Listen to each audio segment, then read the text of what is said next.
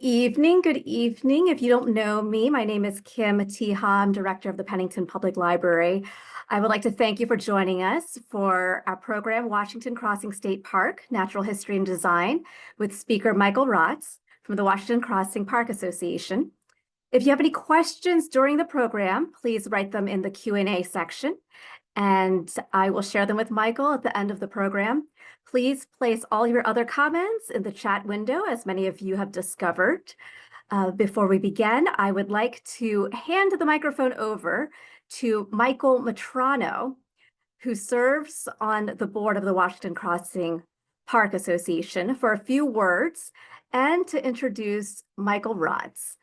Michael M., are you there? Yes, I am. All right, let's see if I can spotlight you. Great. Thank you very much, Kim. I'm a trustee of the WCPA, as we call ourselves, and we are friends of the park group that supports Washington Crossing State Park. Our park is famous as the site where Washington and his troops landed in New Jersey after crossing the river in 1776, but unfortunately, cuts in park staffing over the years have limited what the park can offer. So we help out by volunteering to maintain the trails, offering history talks and events, and in funding capital improvements. After Michael Rahtz has finished his talk, if you'd like to learn more or support us by becoming a member, I'll leave our website domain name in the chat. Michael is one of our most talented and energetic board members. He joined the board 5 years ago when he was a freshman at Northeastern and has taken the lead on our conservation efforts. He has won several federal re-grants for conservation projects in the park, and he leads a volunteer team that works to restore damaged woodlands.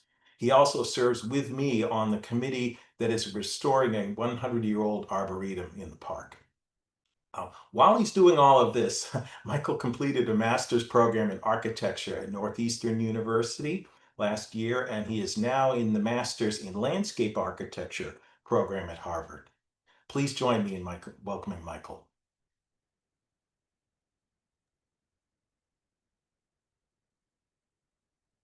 Hi, everyone. Thank you, Michael. Thank you, Kim, for having me. I'm going to share my screen. All right. Um, so, good evening, everyone. Thanks for joining me tonight. I'll be exploring the design and working history of Washington Crossing State Park, trying to understand what was done to the landscape over the last century and how that has shaped it today. I'll be doing this through historical research, historical photographs, and other documents, as well as a close reading of the landscape today. I have four guiding questions to help contextualize my approach. So the first is, how is the park a human landscape, and to what extent is it a human landscape? How can we understand the park as a series of smaller landscapes? How has the history of the park shaped its current condition of landscape and ecology? And what lessons can we learn for conservation and land management moving forward? So to help orient ourselves, this is an aerial image of the park today. It's roughly 1,000 acres here. Hoping you can see my cursor, the main entrance is right here. The existing visitor center is here, and the Arboretum and the site of the construction of the new visitor center is down here in the southern portion. And despite the fact that this looks like a relatively green, homogeneous landscape, it's actually quite heterogeneous, composed of several smaller distinct landscapes, which can be differentiated by the vegetation growing there, and which is critically, I might say, defined by the historic use and intervention of those areas. So the different sort of activity historically in these different areas has really defined the ecology, or the ecosystem rather, and the vegetation that we can find in these different parts of the park. So the landscape can be broken into a few broad categories to help us better understand this. So the first is healthy old forest. And so this is the darkest sections of the park here. And these are really the only sections I might call forest, or I would call forest from ecological standpoint. That is a forest that is self-sustaining, that is similar to that of the similar in nature to the historical forest that we might have found pre-colonization. Uh, and these forests have been forested for at least 200 years. The second category is planted woodlands. So these are wooded areas that were originally planted with the establishment of the park. And then there are plantations, which are grid-like plantings of a single or a few species, typically non-native coniferous trees. Then the next category is what I'm calling old field. So an old field is essentially an abandoned farm field. So when mowing or other farming stops, uh, natural succession or the progression of different vegetation types or different vegetation takes over and eventually is supposed to become a forest. Uh, but these older old fields are ones that were abandoned between 50 and 100 years ago or so. New old fields are much younger, including areas abandoned within the last 5 years, as well as areas that have been abandoned, 20, 30, 40 years ago. And I want to underscore the importance of age here. The older an ecosystem or natural area is, the more resilient it is to challenges, disturbances, outside forces, which I'll get into a little bit. So this oldest forest is really the healthiest and the most resilient to anthropogenic forces. Whereas the youngest landscapes, the ones where mowing may have stopped in the last 5 years, are really are the most unhealthy and the most at risk to these forces that I will get into. So what are the forests and woodlands of our park and more generally the region facing? So firstly, historic agriculture, the clearing of forests and depletion of nutrients in the soil creates an imbalance, a disturbance from which recovery can be quite slow and even impossible with the combination of other forces that I'm going to talk about. So when a field is abandoned, now, especially in this part of the state, it often becomes infested with what we might call invasive plants, which are opportunistic, non-native plants that are very good at spreading themselves and creating new populations where they previously and historically did not exist. They outcompete native species, which have evolved with our wildlife and our insects. So that mutual relationship between the wildlife and plants is very important, and these invasive plants don't support our wildlife and contribute to loss of biodiversity. Uh, and invasive species are adapted to environments affected by people. So they are disturbance adapted, which means that the more recently the land has been affected by us, the more likely you will find invasive species. Think about weeds in a garden, for instance. Thus, they are a symbol of a human landscape and perhaps a symbol of ruin. In a similar way, more people also equals more deer. Suburbanization creates the habitat that deer thrive in, and also means that their predators go away. So this large deer population, which has really skyrocketed in the last 100 years, is about 10 times what it should be. And this really strains our ecosystems because they overeat the native vegetation that is already struggling to hold on, and they contribute to the decline of our forests.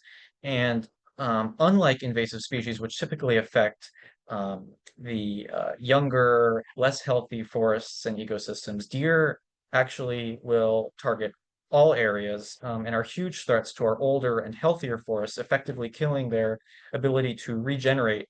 As old trees die, young seedlings are eaten by deer, and this eventually will kill the forest. So those deer that may eat your hostas in your garden are also doing quite a bit of damage in the forest and out in nature. Another factor is disease and pests. So we as humans spread diseases and pests from other parts of the world around, and where they end up in areas they weren't before, the trees population isn't evolved to deal with those pests, and it can be quite devastating and damaging. So um, for instance, the emerald ash borer is killing the majority of our ash trees. And the reason we have so many ash trees here and so many now dead ash trees is that ash trees are a successional species, which means they take over old fields or areas that were farmland and then where the fields were left to grow. So ash is a successional tree, and that's why we have so much of it. That's why now we have so many dead trees. This also relates back to the point about sort of human intervention, human disturbance. With had we not had as much agriculture, we would also have less ash trees and therefore less failing forests. Additionally, storms, which although are a very natural or somewhat natural phenomenon, further destabilize these forests that are already really sort of at risk by felling trees. And this allows sunlight to reach the forest floor, which historically might have offered native species to flourish, biodiversity to increase, flowers to bloom and whatnot. But today, it really just means that invasive species, especially when other sort of destabilizing factors are present, really allows them to take over. So we have to be careful about what storms do in our forests, and really think about how we can replant trees following storm damage, which is something I'll get into a little bit. So really, a combination of all of these forces, and it's different everywhere, the extent or even existence of these forces, but in our area in central New Jersey here, these forces have really culminated to create some of the unhealthiest ecosystems and unhealthiest landscapes in New Jersey that aren't able to recover on their own. So what do these different landscapes look like? So this is really what the historic forest would have looked like. So we have about 80 acres of this in the park. It's the healthiest sort of landscape we have. It's not perfect. And I'll get into a little bit about that, but it's really indicative of what would have been here. And so we see different ages of trees. We see younger trees, we see older trees, we see some vegetation on the ground. But it's also not impenetrable. One could easily walk off the trail if needed. And we see different types of vegetation. We see sedges or grass-like plants. We see young tree seedlings, and we also see shrubs. There are species might include hickory, oak, and beech, and some of the shrubs like maple leaf viburnum you can sort of make out in the lower right. These forests are the most resistant, so we typically don't see as many invasive species in this area, and we typically see more closed canopy. These are both indicators of a healthier forest. And really, this has matured, so we're not sure if this was ever cleared or ever farmed. It's probably not an old growth forest, but if it was farmed, it matured before these threats that I talked about, these anthropogenic threats that I talked about on the last slide. So it is now relatively resistant to those. But even these really healthy forests are also facing some risks. So deer, as I mentioned, are really eating the understory almost to non-existent existence. So we can see, although this is a fall image, there isn't really much growing in the understory here. And this really hurts, as I mentioned before, the regeneration of the forest, but as well as biodiversity and insects that require the plants that are found on the ground on the understory of the forest. For instance, different species of blueberry would naturally be occurring here and are now quite rare in the park. The maple leaf viburnum, as I mentioned before, and different sort of herbaceous flowering perennials as well, such as white wood aster. The other sort of factor in these forests now is beech leaf disease. So unlike the emerald ash borer, which targeted ash trees in sort of younger, already less healthy, potentially old fields or young forests, beech leaf disease is targeting beech trees, which typically grow in the older forests. So this is a serious threat to our older and healthier forests, which have really been able to hold their own until now. And this is another type of landscape, and it looks like a forest, but with the creation of the park, many acres of trees were planted. And this is actually one of those areas where trees are planted. Now, not many of the original trees were planted, but the planting was done in such a way that it actually reforested, and trees were able to regenerate. And this sort of has naturalized in a relatively, I would say, desirable way. Other planted areas in the park that were originally done in the 1920s and 30s didn't haven't really been so lucky because the tree species planted may have died to disease early on, or they weren't able to reproduce. These maples here, they relatively they create young seedlings, which is really what you need in a forest. A lot of pine species in this area don't reproduce because pines are not, although they're native to many parts of New Jersey, are really not native to the park. So they don't naturally occur here and they don't regenerate. So lots of pines were planted and sort of, as they aged out, there were no pines to replace them. And it's not always easy for some of the other species to come in either. So often those landscapes, those plantings ended with in sort of a failure, which I'll get into later. Um, so as a plant enthusiast, I like this idea of plants as sort of indicators of human intervention. So, and these are not just bad plants like invasive plants; these are also good plants. So all of these here were planted. So this rhododendron, this beautiful rhododendron, we have many old specimens in the park, and they don't occur naturally. They don't reproduce here. Further north in New Jersey, they do. Even north of New Hope, they do. But right here in the park, they don't reproduce. And so these were undoubtedly planted. They're about 100 years old, so they're nearing their 100th birthday now, and they're a lot of them are still thriving and they bloom nicely. The mountain laurel on the lower right is another example of this. They're a dime a dozen in the Pine Barrens in other parts of the state, but here they don't reproduce. So this was a planted specimen that is still holding on after about 100 years, and there's a few of them left in the park. And daffodils are sort of the classic indicator of of a historic garden or of human intervention because they, like these rhododendrons and mountain laurels, hang on for so long. And this may look like a forest as well, but in fact it is or was in the Arboretum. And I think the defining sort of telltale sign here is the pachysandra, the sort of evergreen ground cover on the forest floor here, which is really an artifact of when this was a more cultivated landscape. And the white pine too, that sort of tall coniferous trees in the background, as I mentioned before, while native to parts of the state, really don't reproduce here. So these trees are original trees. They were planted. And then the hemlocks in the lower image, same story. These are, really tall hemlocks in what looks like a forested setting, but all of these were planted. And then this is a different landscape type. So this is a plantation.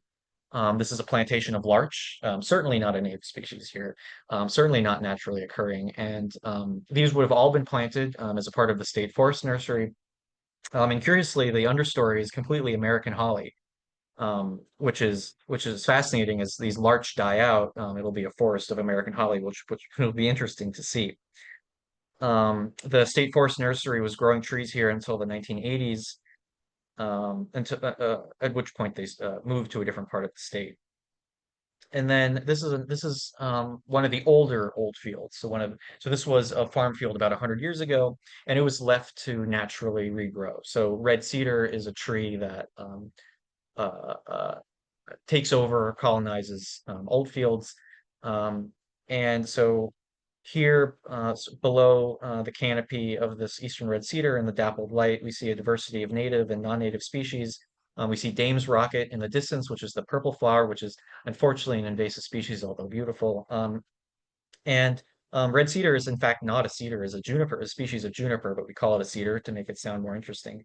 Um, yeah, it populates the old field. So this is definitely an old field. And theoretically, according to history and succession and sort of what we've studied about ecology, we would be seeing a transition now to hardwoods like we saw in the first image of oak and hickory. But due to deer and invasive species, but primarily deer, we're not seeing as many of these oak and hickories repopulating. So as these cedars die out, we're not really sure what this will look like. And I think for the first time, we're at a point where we can't predict what our landscapes will look like in the future because things are working so fundamentally differently than they have been for the last, forever, really. Um, and case in point, this is a common view in the park. This is a field of dead ash trees killed by the emerald ash borer, and um, what's replacing them. We likely won't see this ever become a forest again without human intervention.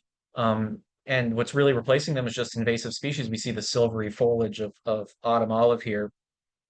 Um, and um, in effect, we have broken the sort of natural regenerative processes that we have previously relied on. And I think this really underscores sort of the ability to read landscapes and to assess the health of the landscape, and really also read the history of the landscape through analyzing what's going on, specifically with the plant species present. With this many invasive plant species present, it's obviously a very disturbed landscape, first with agriculture and then with the emerald ash borer coming in and killing the entire canopy. And this is also, not to mention that there are huge carbon sequestration losses when, large forests die like this, especially at the scale of the nation. So more than half of the park is this sort of kind of degraded landscape, this sort of ruin of a human landscape. And so the sprawling tangles of thorny invasive shrubs and vines are strikingly different to the form of the healthy forest we saw in the first image. And this would have been completely unrecognizable to George Washington and others of his time, even though behind the brush here on the left um, is the historic Continental Lane where Washington may have marched. Um, we see this is a tangle of multiflora rose, the absence of canopy trees, likely killed by the emerald ash borer or failing regeneration due to deer browse. And then here we see mile a minute. This is actually within the arboretum. And what you can see what happens when mowing stops, these kinds of vines and opportunistic species take over, but it really takes it isn't just sort of a few weeds in the beginning. Long term, the invasive species persist. It just might be different invasive species such as autumn olive and privet going forward. So how did these landscapes come to be? So to answer that, we really have to look to the history and the creation of the park. So throughout most of the 19th century, the area was farmland, with only a few patches of forest, and we can kind of get a sense of what that might have looked like here. Open fields owned by different farmers with a few plots of forests. And at the turn of the 20th century, there were calls for a park at the site of Washington's Crossing. And here we see how open the landscape was. And this image appeared in a local newspaper in 1913 with the heading, ready to improve landscape and complete memorial work at Washington Crossing. So they'd already done some work, created a memorial, but the park had not yet been really built. So much work still to do at this point. And then this 1920 aerial photo shows that. So we see the bridge over the Delaware River in the lower right here. We see Route 546 here. We see Route 29 here. The canal is here, and we actually see a few bungalows. This is actually at the site of what will become the Overlook. The ferry house is off to the left here, and there's actually a building right here at the sort of what will become the main entrance of the park. Again, very open, lots of fields, some forests, but not many. And then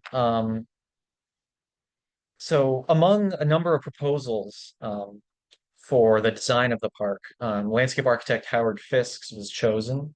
This is his 1925 plan, which shows picturesque groves of trees, fields, a series of roads and paths, an arboretum, a tree nursery, and a more formal landscape with the overlook closer to the river.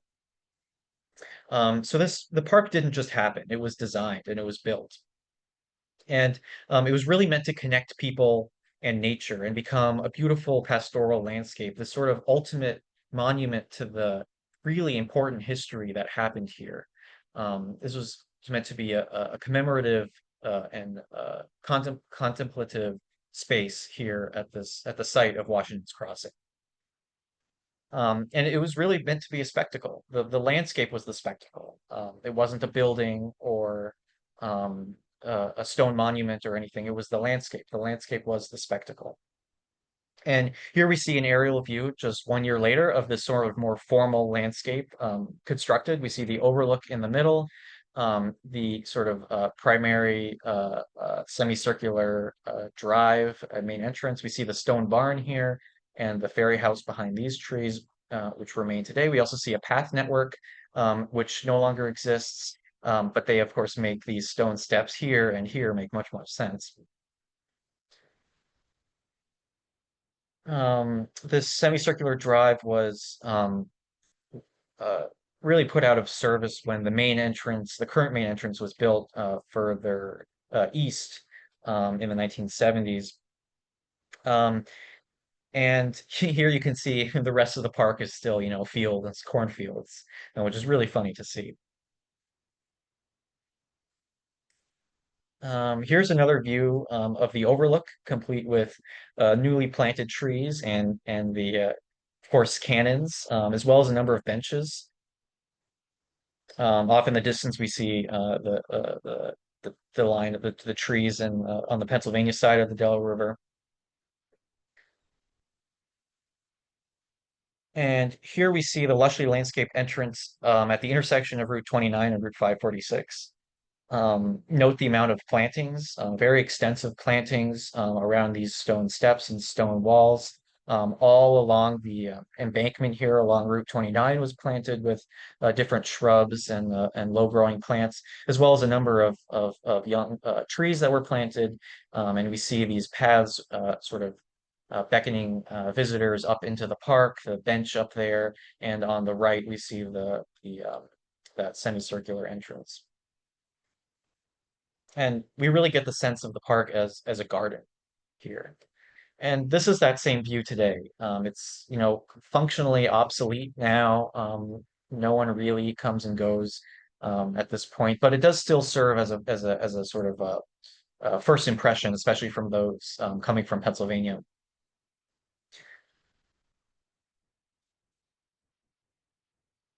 Um, Looking now from the canal and the towpath along the canal up towards the overlook, which is here, we again see the number of plantings. This whole embankment here was planted with different shrubs.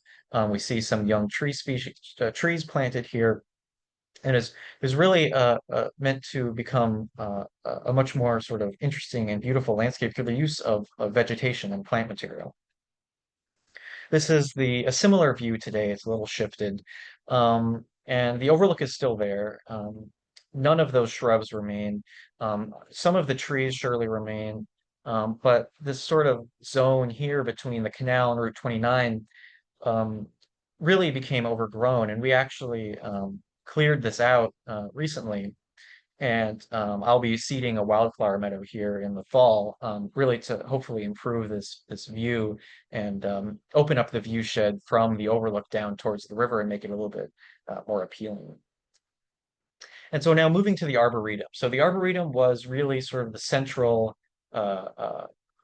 interface between nature and people in the park. And it was designed by Fisk, but wasn't built until the 1930s when Charles Pack graciously donated funds to construct it. It was dedicated in 1932 for Washington's 200th birthday and contained primarily native species, which was unusual for the time.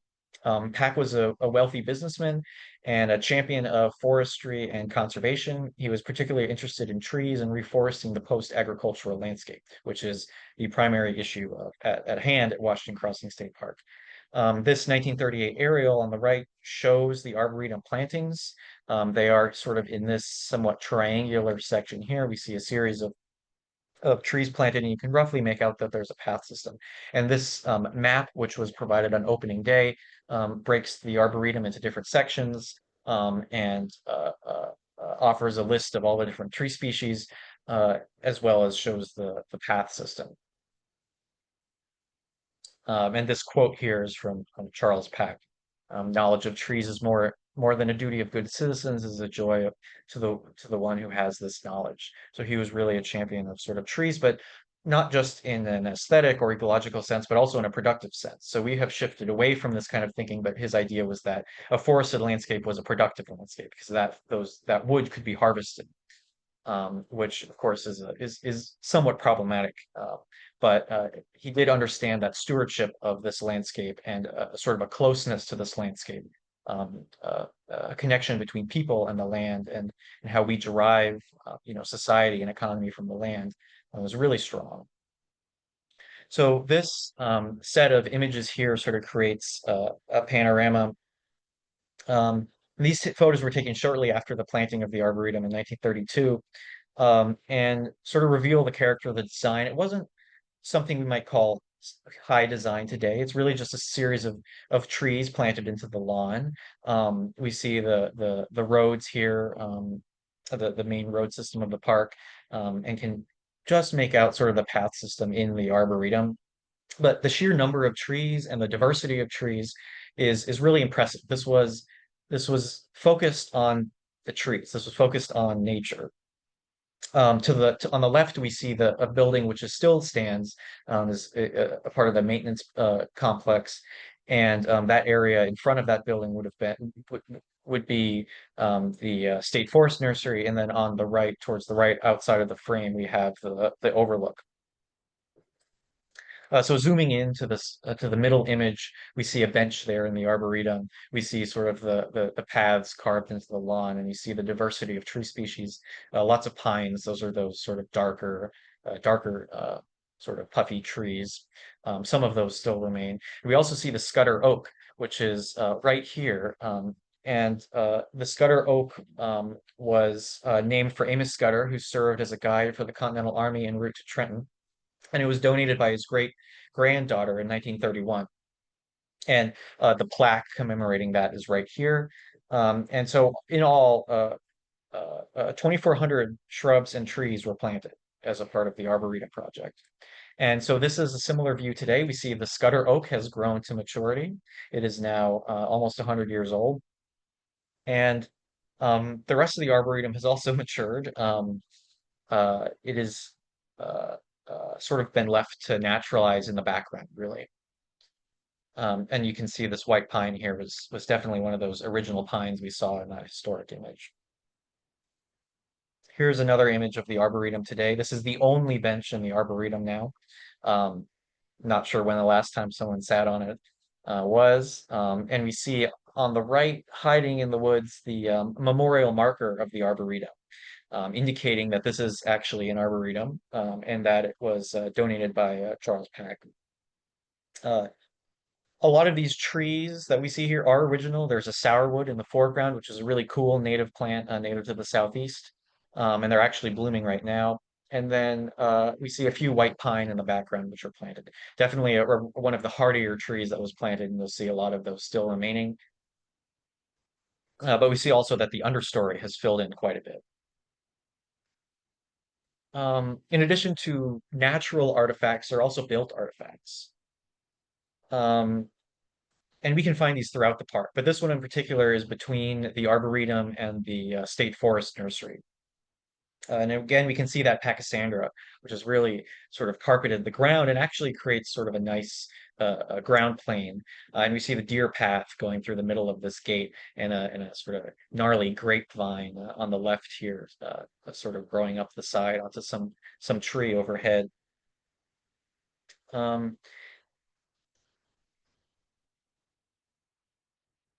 So this was Fisk's original design of that gate. There are actually two of them.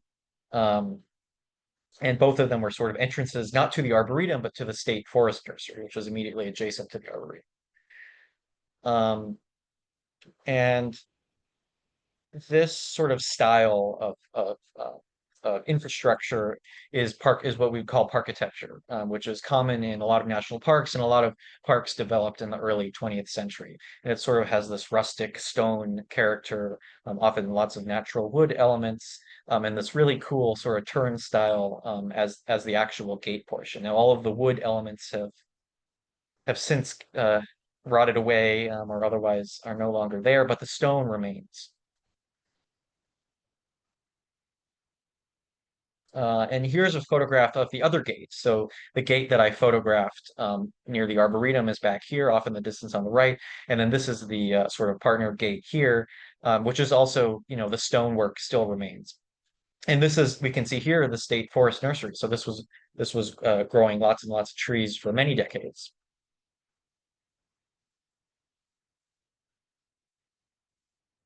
And so moving now to the opposite side of the park, this is the eastern corner of the park near Bear Tavern.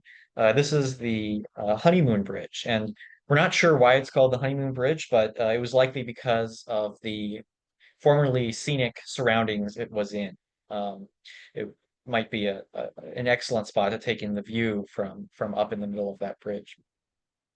And it supports a road that is no longer in use. It's no longer being maintained. It is really sort of um, growing over. And unfortunately, it's growing over with invasive plants. The majority of the plants on the ground here are multiflora rose. And in fact, almost all of it is multiflora rose, which is a very invasive plant.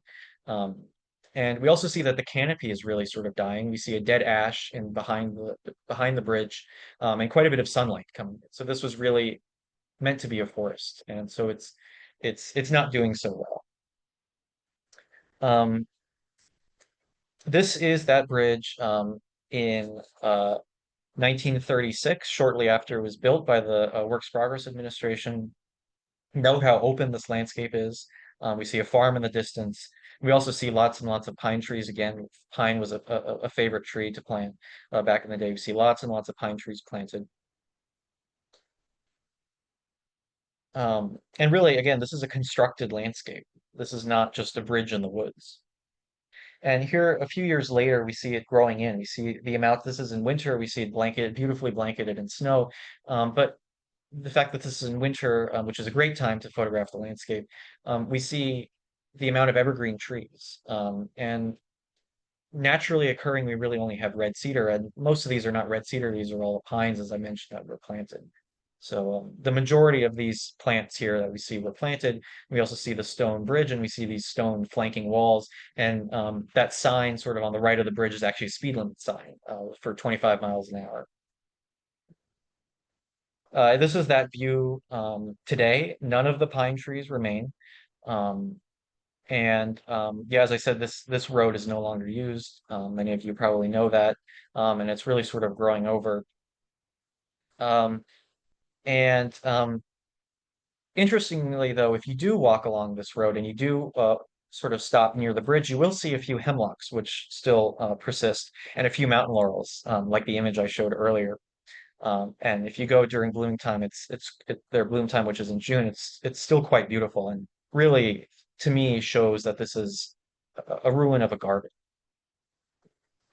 And sort of drive that point home, this is sort of a change just from 1979 to 2021, an aerial image of the park immediately surrounding the honeymoon, sorry, bridge.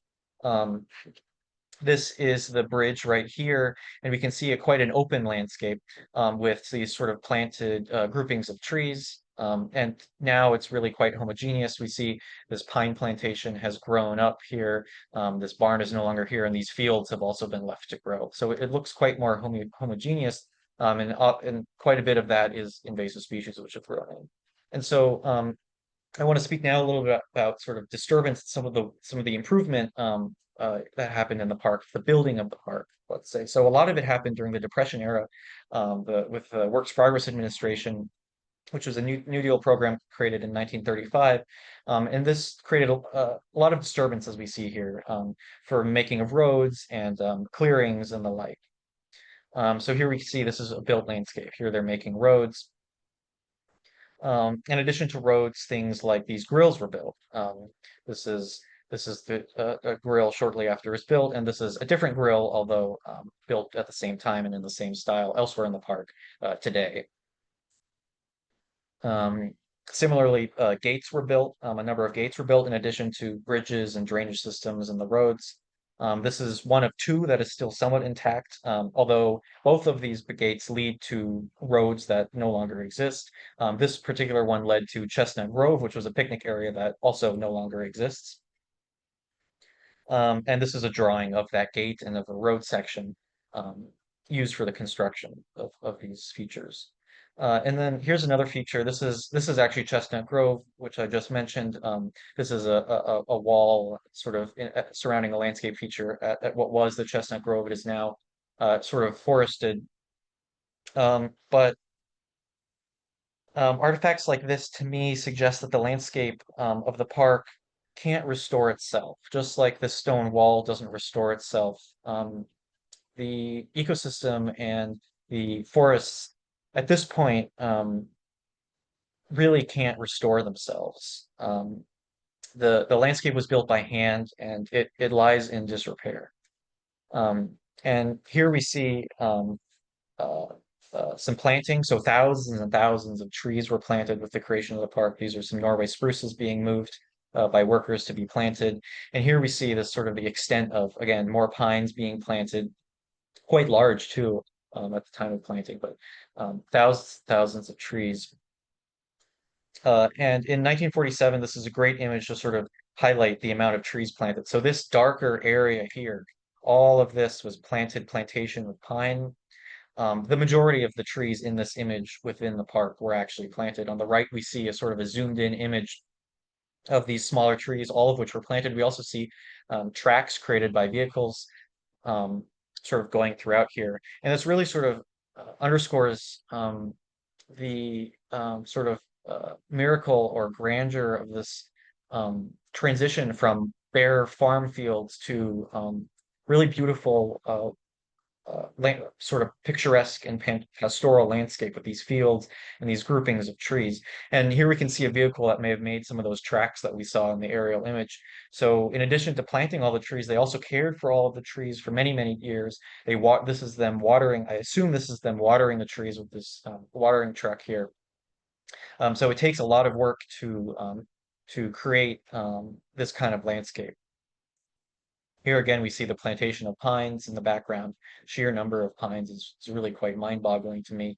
And we see some WPA culvert in the foreground. This is the same landscape today, not a single pine. And then now it's sort of moving to the nursery. So this is the State Forest Nursery. We can see what it looked like at the time of its operation. Before it ceased in the early 1980s. We see, of course, in the background a plantation of pine that has grown quite a bit larger now.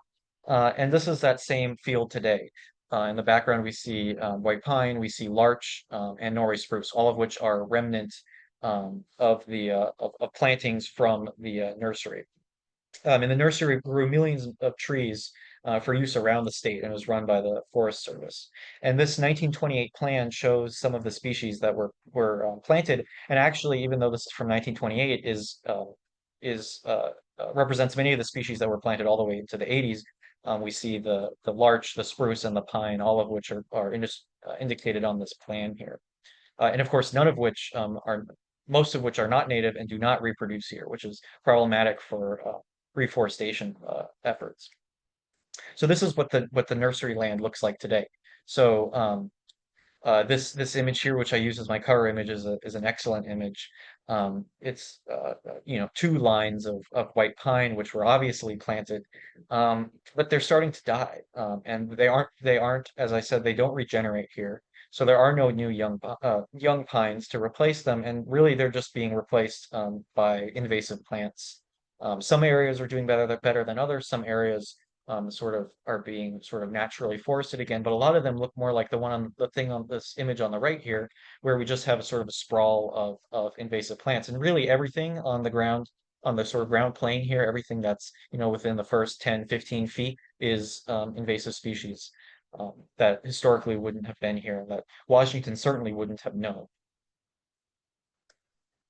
And I also just want to sort of go over some change over time. So we already saw this 1947 aerial, but again, I want to underscore the sheer amount of tree planting that went on in this region, as well as this whole region all along here. We can also see plantations on the other side of the road. While this is not park property, tree planting was a huge deal back at this time, as sort of the transition away from the post-agricultural landscape where a transition away from farming, the question was, well, what do you do with the land? And the productive answer was to plant trees, because those could be harvested. This is the same view in 1979. We see that this pine plantation is still relatively intact. It's still relatively visible. We see some of the plantations here from the forest nursery, both sides here, here, and here. We see the arboretum. We see the white pines that have filled in here. We see pine plantation here. And we also see that these more naturalistic style groupings of trees or groves of trees have really started to fill in here, sort of defining these sort of field edges. And in 1984, we'll note that all of these pines were clear cut. So that is a significant disturbance. I'm not entirely sure, assuming it was just they were cut for timber, but that's a huge disturbance to the landscape. So these kind of repeated disturbances on the landscape really have an impact. Um, we do see sort of the maturing of some of the plantings here, which were left to grow at this point.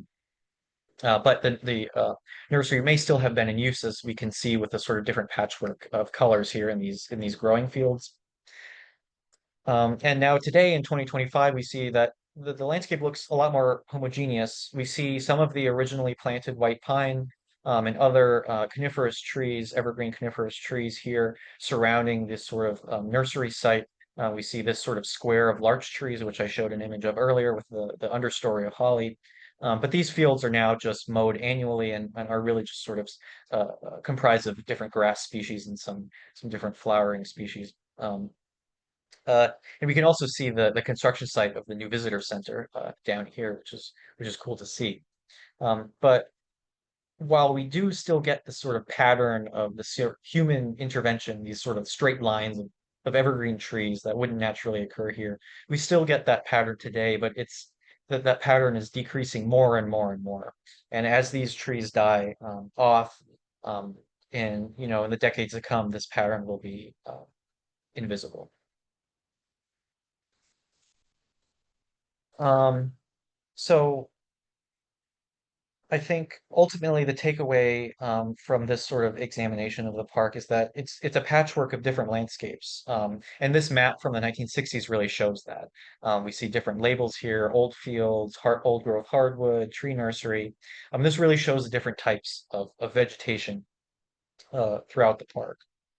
And each of these sort of areas or zones has its own history, has its own sort of disturbance, and its own management needs going forward. And another takeaway is that the landscape is produced by people. This park, the landscape, it may look natural, but it's one that has been produced by people, um, and it's also changed a lot over the last 100 years. And so I hope I've left you with some sense that we are responsible for this landscape, that we can no longer leave it alone as we have in recent decades, and we can't other ourselves from it because we created it, and it's up to us to return it to nature. So what what can we learn from this, and what are we doing about it? So to keep this legacy of conservation that Fisk and Pack started um, almost 100 years ago, we can, in fact, the plan from Fisk is in fact 100 years old now. We can engage in stewarding the land, particularly with reforesting. And we owe it to the people who built the park and those like Pack and Fisk who were passionate about forestry. So we recently have focused on saving healthy forests. This is along Continental Lane, where some ash trees died, and it had really just grown over with invasive species. So we've all along Continental Lane here, we've planted over 300 new native tree seedlings, a diversity of species, which is very important. Diversity is key. a monoculture, if one disease comes in, wipes them all out, you have no trees left. So diversity of native species that might have historically grown here is really important. We've also fenced, protected another 200 existing seedlings. So the best tree seedling is actually the one that's already growing there that is desirable and native. So we make sure to fence those when we're out there and when we see them. Um, and as I mentioned, it's important to note that we're using native species. We're not, planting a plantation of pine or larch, which in 100 years will die off and leave the landscape sort of in a sort of limbo state. Um,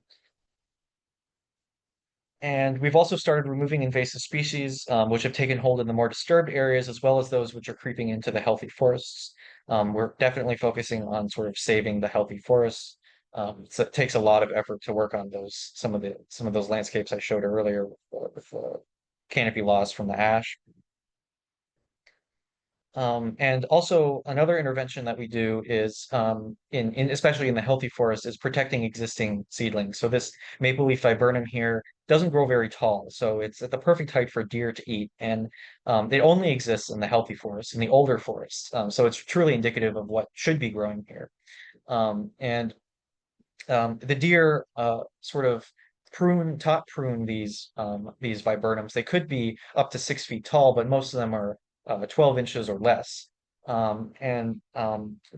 bloom and they have berries, which are important for birds. So protecting species like these for birds and for insects is really important. There's some studies on the decline of songbirds with the increase of the deer population. Uh, and we also fence tree seedlings like this hickory on the right, which um, if we don't do things like this, we won't have a future forest because as the old trees die, regeneration is really hindered by deer. So fencing to protect the next generation of the forest is really important in protecting the sort of older forests and preserving this asset that we have. We also do planting of gardens and trees out and around the park to increase biodiversity in sort of more manageable areas and also just replace trees that may have died in some of the lawn areas. We did a lot of planting at Knox Grove because a lot of trees died there. We also do planting in the meadows. So these meadows were historically actually mowed lawns. So this type of annually mowed meadow is ecologically better because it does allow things like milkweed and this mountain mint and goldenrod and asters to grow during the summer and then be mowed well, really they should be mowed in the winter, but they're unfortunately being mowed in the fall. But anyway, it allows some more an increase in biodiversity and supporting pollinators and other wildlife.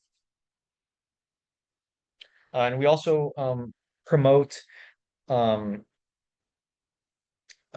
sort of more interesting native species that can be found in the park. Um, this rose mallow on the left is a native hibiscus, which does actually naturally occur along the canal. There's eastern prickly pear, which was definitely planted, not naturally occurring right here, but is native in New Jersey, especially in rocky outcroppings and in coastal dunes. And then foxglove beer tongue, which is another uh, quite nice native perennial that is somewhat common around the park. We also like to spread awareness of these native species and the importance of native species for wildlife. And lastly, and perhaps most importantly, I want to talk just a little bit about the Arboretum restoration. So this is a plan done by our landscape architect, John Thomas, to sort of bring back the original enthusiasm and sort of enjoyable nature-focused public space where people can learn about trees, about wildlife, and about the important relationship between people, between wildlife, people, and the landscape and how we manage it. Um, Importantly, I think human landscapes, ones that we have affected, must be managed by people. So this arboretum is really sort of a key element in that philosophy, restoring this arboretum to something that we can be proud of and can also jive with the new visitor center, which we see on the left here of the plan. We're hoping the trail system, which roughly mirrors the original trail system, and those trails have completely disappeared, by the way. So we'll be doing all new trails, planting new native trees, including ones which have died off of the original planting, as well as new native species that weren't planted, especially southeastern native species, as the temperatures rise and as the climate changes a little bit. Species from the southeast are actually more adapted and are spreading northward. So the forests are actually sort of spreading north. So we'll be harnessing that and leveraging that for educational opportunities. And we're also thinking about a new central green, which will be a central part of this arboretum, connected physically and visibly or visually to the new visitor center. And it will have a border of native shrubs, sort of to increase the interest at the scale of the human at the ground level, with flowering shrubs and shrubs producing berries and flowering trees, like we see in this section, this red bud here. And yeah, so there's still much to be done and much action to take on, but I think we're moving in the right direction. And with that, thank you so much for listening, and feel free to reach out or visit our website, and happy to answer any questions then. Thank you so much, Michael, for your informative talk. In fact, I have a comment here from Soledad, and I think he sums it up beautifully. The beautiful historic pictures and Michael's masterful use of them effectively tell the story of the park's different ecosystems, vividly contrasting them with current images. Great talk. It's Thank you, beautiful. Soledad. And you mentioned about what you're doing right now in order to address the issues of invasive species and the deer issue. Mhm. Is there a master plan, or Sarah's asking an overall long-term plan? Like Yeah, give us a little that's a great insight about how you're approaching it. It's a that's lot. a It looks that's a like, great yeah. that's a great question. So we consulted with Friends of Hopewell Valley Open Space with Mike Van Cleef, and developed a really more of a short-term strategy. So with the resources that we have now, what can we do? And so that includes, as I mentioned, protecting existing historic healthy forests. So those, again, only about 80 acres in the park, but that's where we've really been focusing our work. Long term, if our capacity grows, we might focus on other areas.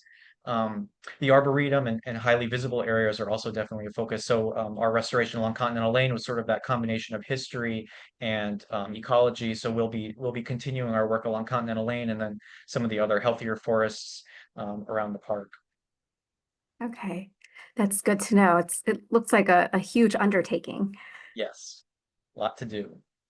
So you Yes. have to pick your battles. Yeah. Yes. We have a question from Carol. Why don't white pines and other species you mentioned reproduce here?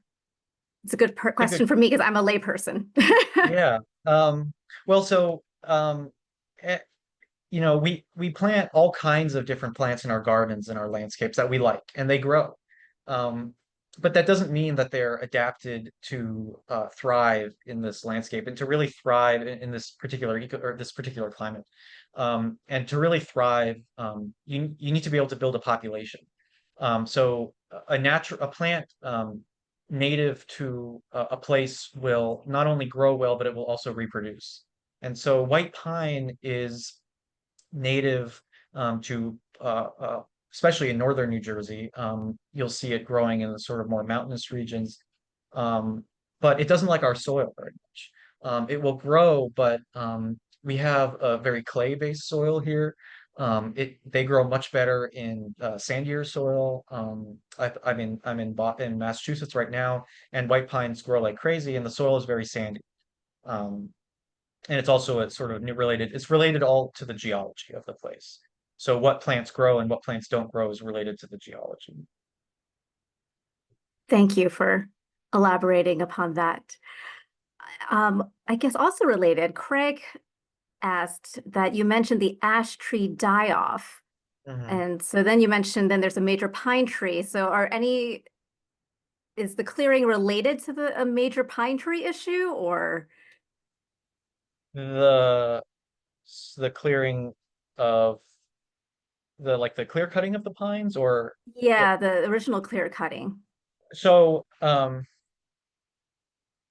yes, in that so there is also a disease targeting red pine and a few other pine species, not white pine. So a Okay. lot of pines in the park did actually die to disease, not emerald ash borer, but different disease. But the clearing of those pines or essentially created an old field condition. So restarting the landscape. So that may as well have been a farm field before.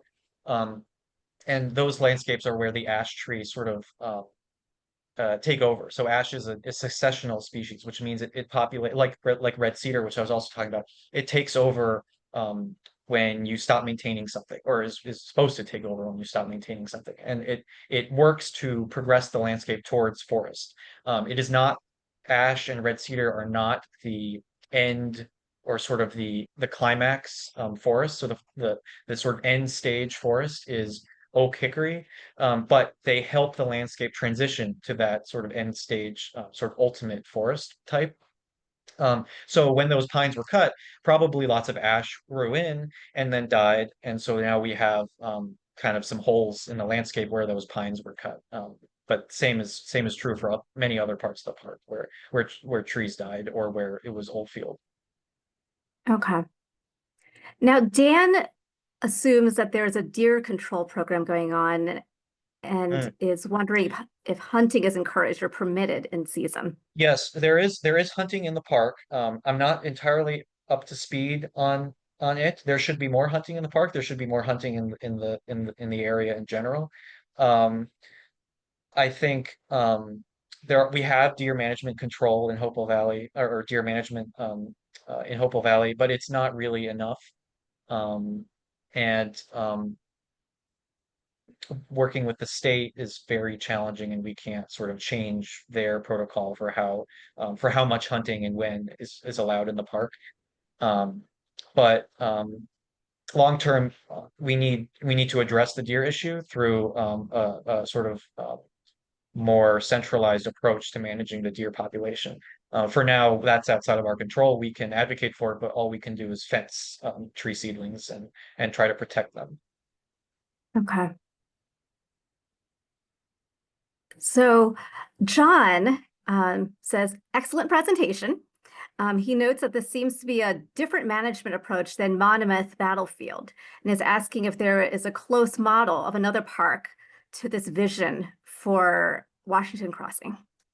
That's a good question. I'm unfamiliar with Monmouth Battlefield, and what the plan is for it. Um, I don't know. I mean, a lot of the work that Friends of Hopewell Valley Open Space are doing is related to this. They have a lot of land that they're doing similar work on. Um, Sourland Conservancy as well. I don't know if this is happening at a large scale in state parks. Um, Simply because the state doesn't have the capacity to do that. And it relies on nonprofits like the Washington Crossing Park Association, which typically don't always have as much funding, especially when they're just focused on a very small area. Like Phobos and Sourland Conservancy have a larger area and are more substantial nonprofits. Um, so I'm not actually sure that's a good question. I'll have to look into if there are any others with a similar model. But I've really developed this model in collaboration with sort of ecologists from Hopewell Valley Open Space and my own sort of understanding of as a steward of land, coming into this. Nice. Related, Lynn has a question. Who is the quote unquote we that is doing this work? Is it a volunteer effort, or is there Yes. some money funding this labor? Yes, so excellent question. Please come volunteer with us. We do a lot of volunteering. So we do a lot of work through volunteer work. We're trying to grow our volunteer sort of efforts. We have the Trail Stewards program, which focuses on the trails, but we really like to improve our conservation volunteer group, which we call a conservation crew. Um, But we also do through donations and grants, we can also hire folks to come in and do this work, which is really actually the more effective way of doing it because we need people with machinery and the sort of technical ability to transform these landscapes. Volunteer work is better suited for once the landscape has already been somewhat restored or somewhat maintained, somewhat kind of already done, and then we can come in and do the maintenance. So making sure the invasive plants aren't coming back or what have you, things like that. But sort of upfront work, especially in really infested areas or really damaged areas, is better to hire someone. So this is part of the reason why we're focusing on the healthy forest because there's less to do, but we can still make some, progress. Okay. Anya is wondering whether there are some invasive species in the park that are more acceptable for us than others, and how might this be reflected in varying ecological management practices? Yeah, so we won't ever get rid of all of the invasive species. Like that's never going to happen. And even at a small scale in a reforestation project, we will not get rid of the invasive species.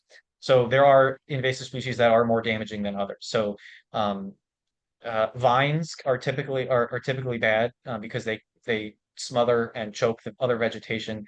We have Japanese honeysuckle, which does that. We have bittersweet that does that, and we have now mile a minute, which is slightly newer, which does that. And that really makes reforestation efforts very hard. Those are ones we really try to target. And then so trees, things like Norway maple, we don't have as many of, but that's an invasive species. The invasive trees typically pose less harm in terms of the effects of their effects on what we're trying to do. Some of the trees I don't worry about. There are things like wineberry, which and even multiflora rose to some extent, which are sort of phasing out as they're replaced by other invasive species like autumn olive and privet. So it really depends case by case, like what you want to target. It depends what the population levels are. It depends what your goal is for that area. For instance, we had a few small isolated populations of a specific invasive plant that FOAs came in and eradicated for free just because they were trying to get rid of it in the valley. So sometimes it's also beneficial to target sort of emerging populations before they really take hold. Um, but yeah, I mean, the ones that really cover the ground in the vines are the real problems, and the ones in anyone that's in an old forest, because we really want to keep those sort of intact. I just noted that there are several people in the chat who mentioned that the conservation crew meets once a month. Their events posted also on Washington Crossing Park Association's website, and the next volunteer event with a link is Thank on you. October 18th from Yes, 9 to 12. You guys are meeting at the park entrance, so please anyone join. here is welcome to join. Yes. There are some questions here, Michael, that I think may be a little bit out of your realm, but I am going to Okay. pose them anyway, and maybe you can direct our lovely attendees to someone who might know. So Dan thanks you for a very informative program. He's wondering if you could put on your architect hat and discuss the two historic houses in the park and their neglect. This may have Well, been mentioned. Yeah, go ahead. so yeah, I'm not super qualified to talk on that. However, and the two historic houses, I assume that there's the Nelson House and the Ferry House. Um, they are being restored as we speak. I believe the Stone Barn is too, and there's an overall study of the historic buildings of the park going on right now. That's really all I know about it. Yes, we did have a program a little while back talking about the reconstruction that's taking place at the park. And I think we have the video on YouTube. Hmm. So feel free to check that out. I believe it was very extensive, to the point where I don't remember everything that was discussed.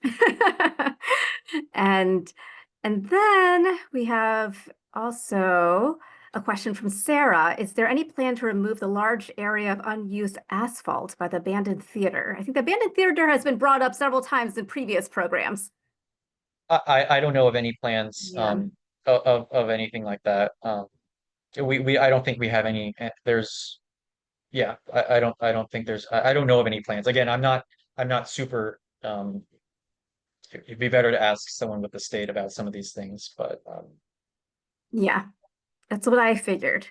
But I didn't want to ignore your questions out there, so yeah. maybe we can find someone who can answer your questions. Some more questions just popped up in regard to plant questions. Mm. Craig wants to know what follow-up efforts are in place to ensure that the new tree plantings remain healthy. Yeah, so our conservation crew goes through and checks up on them. So we weed them. We weeded them many, many times already. And we have pretty good survival rate. Um, and yeah, I mean it's just keep a close eye on them. The good thing about planting the size that we planted, the trees were only a few inches. They don't need to be watered.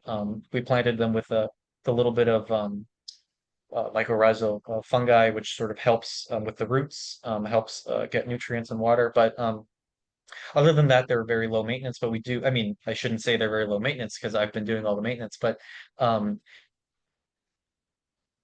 I mean, yeah, we've had good success so far, but we'll see. They're about a year old, year in the ground now. Wow, okay. Claudia is wondering if there are any species of insects that can be introduced that are only harmful to invasive plants. This is an Yeah, interesting question. yeah, there are. I'm not super up to speed on the research around that, but yes, there are there's a facility in Ewing, I don't remember what it's called, near the state police headquarters that's doing research into this.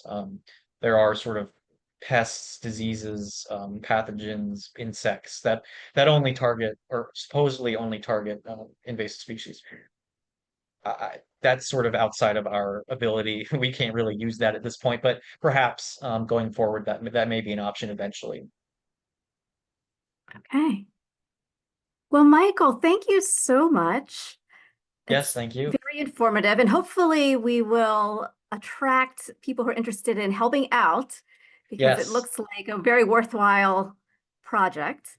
yes. For everyone who's listening, the library is hosting another program with Washington Crossing next Friday with Washington Crossing Park Association's new naturalist, Joe Moore. And it will be Friday, October 10th at noon. We are making it a lunch and learn program. So bring your lunches and join us via Zoom. Joe is going to talk about the vision for the Washington Crossing State Park for the rest of the year and into 2026 in terms of nature programs. He'll be discussing outings focused on local ecology. He'll be focusing on programs about migratory birds, about pollinators, about the fantastic world of fungi. And he will also be talking about new volunteer opportunities, hint, hint, conservation management, and other impactful projects that will shape the park's future. So if you didn't get enough, come back next Friday and we can discuss more. And thank you again, Michael. And thank you also, Michael Matrano, for the lovely intro. And we have recorded this, and I'm hoping to have the recording up and ready soon, but I will send an email out to everyone once that's ready. All right. Have a good night, everyone. All right. Thank you everyone so much. Very Yes, happy to do thank this. you.